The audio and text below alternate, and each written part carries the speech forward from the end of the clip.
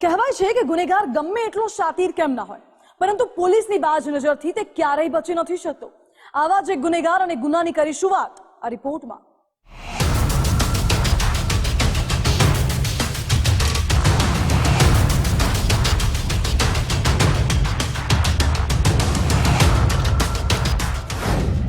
પાટણના સિદ્ધપુરમાં સરાજાહેર ફાયરિંગ, દેશી તમંચાથી 2 રાઉન્ડ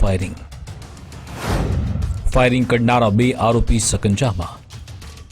સિદ્ધપુરના તાહિરપુરા વિસ્તારમાં આવેલ પુલ નીચે 9 જુલાઈના રોજ ફાયરિંગની ઘટના બની હતી, જેમાં કેટલાક શખ્સો સરાજાહેર ફરિયાદી પર 2 રાઉન્ડ ફાયરિંગ કર્યું। તેમાં ફરિયાદીના પગમાં ગોળી વાગતા ગંભીર રીતે ઘાયલ થયા। આ બાબતે ફરિયાદ થતા પોલીસે ગણતરીના કલાકોમાં ગુલામ શેખ અને હુસેન નાગોરી નામના 2 આરોપીને ઝડપી લીધા। પકડાયેલ આરોપીઓ અન્ય કોઈ નહીં પણ ફરિયાદીના કૌટુંબિક ભાઈ છે। તેમની પાસેથી દેશી તમંચો અને 3 કારતૂસ જપ્ત કરાઈ। સિદ્ધપુર પોલીસ સ્ટેશનમાં આ બંને આરોપીઓ વિરુદ્ધ ગુનો દાખલ થતા નાસ્તા ફરતા હતા અને તેમને અમારી પોલીસની ટીમે શોધી કાઢી અને એમની પાસેથી જે ગુનામાં વાપરેલ જે હથિયાર છે દેશી તમંચો એ તથા 3 રાઉન્ડ છે એ તપાસના કામે કબજે કરવામાં આવેલ છે અને જે ફરિયાદીની બોડીમાંથી જે રાઉન્ડ મળેલ છે છરા એ પણ રિકવર કરવામાં આવેલ છે।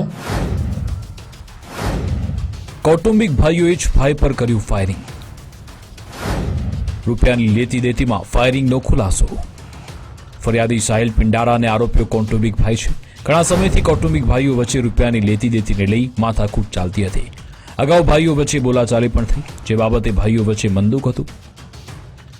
તેના કારણે ગુલામ શેખ અને હુસેન નાગોરીએ સાહિલ પર દેશી તમંચાથી ફાયરિંગ કરી હોવાનું બહાર આવ્યું।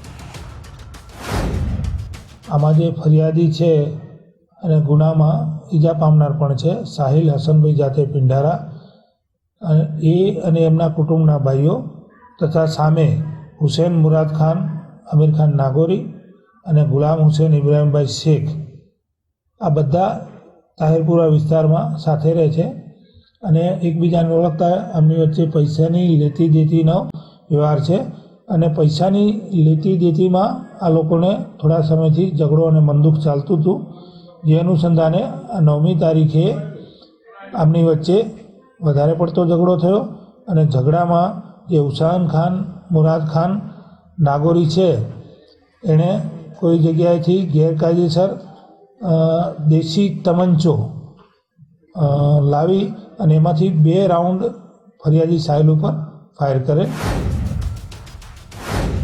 બંને આરોપી ધરાવે છે ગુનાહિત ભૂતકાળ।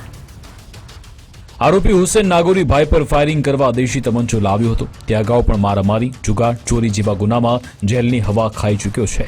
તો આરોપી ગુલામ સામે પણ ચોરી જેવા ગુના નોંધાયેલા છે, એટલે કે બંને આરોપીઓ ગુનાહિત ઇતિહાસ ધરાવે છે।